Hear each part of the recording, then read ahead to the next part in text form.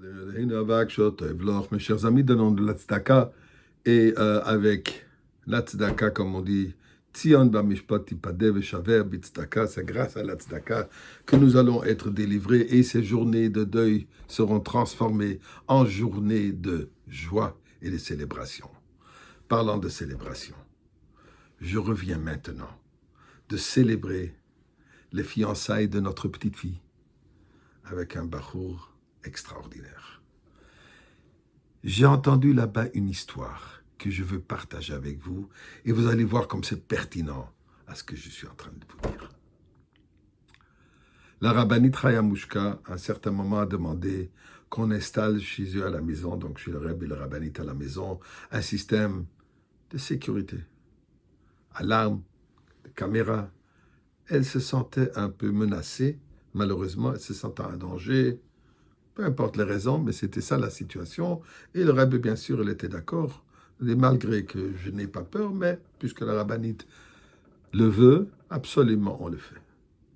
Ils ont fait venir une compagnie. Il s'avérait que c'est une compagnie d'un juif chassidique, pas de Chabad, d'une autre communauté, qui est une compagnie qui installe ces choses. Et on lui a donné le contrat d'installer des caméras et des systèmes d'alarme dans toutes les chambres. De manière, lui apparemment, il ne savait pas exactement c'est la maison de qui. Et à un certain moment, il rentre dans une chambre, il voit que c'est le rabbi lui-même qui est assis dans cette chambre en train d'étudier. Le rabbi n'a même pas remarqué qu'il est là en train de faire les travaux, il fait les travaux. Mais à un certain moment, il s'est dit, je suis dans la chambre avec le rabbi lui-même. Quel honneur, quelle occasion. Il faut que j'utilise cette occasion. Je veux aussi pouvoir partager avec mes amis dans ma communauté que j'ai fait ces travaux dans la chambre du rabbi. Il faut que je lui parle. À ce moment, le rabbi se retourne et le regarde, salue, et il dirait, est-ce que je pourrais vous demander quelque chose? Bien sûr. Je voudrais que vous me donniez une pensée que je puisse partager avec mes amis dans ma communauté. Comme ça, je pourrais leur prouver qu'effectivement, j'ai fait les travaux chez vous à la maison. Et le rabbi lui dit, bien sûr. Regardez, lui dit, tous les Shabbats, tous les Yom Tov, on dit à Shacharit, à la prière du matin, la fameuse prière de Nishmat Kol Chai. Nishmat Kol Chai, comme nous disons, l'âme, chaque vivant, doit exprimer son remerciement à Kadosh Baruch Hu. Il y a toutes sortes d'expressions, parmi les choses qu'on dit là-bas. Ilu sifsosenu, ilu fino maleshera kayam.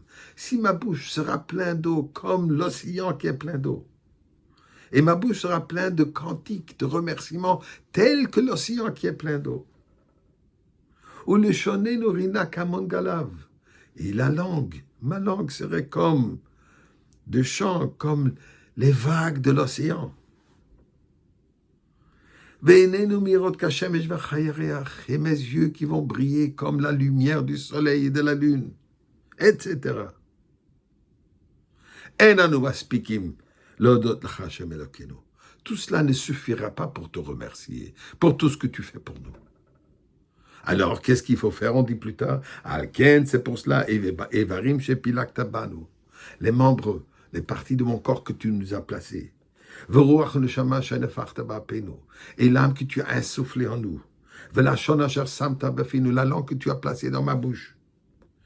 Hen hem yodu vivaruchu, c'est eux qui vont te remercier. Pose le Rebbe la question. Qu'est-ce que ça veut dire?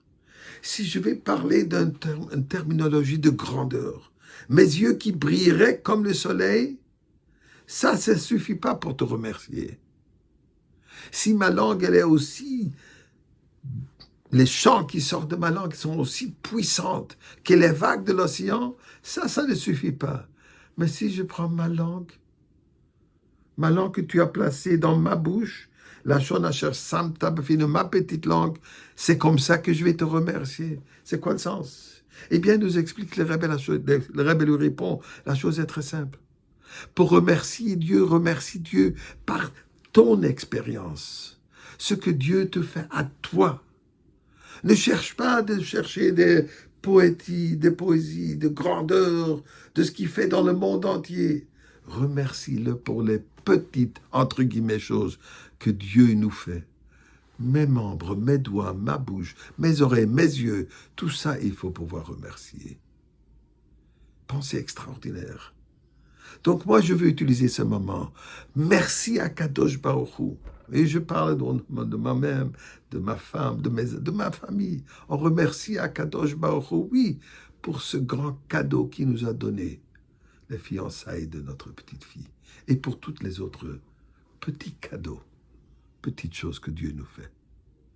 Et surtout, nous prions de pouvoir très prochainement, ou plutôt maintenant, le remercier pour nous amener dans le Beth Amikdash, dans la délivrance avec Mashiach maintenant.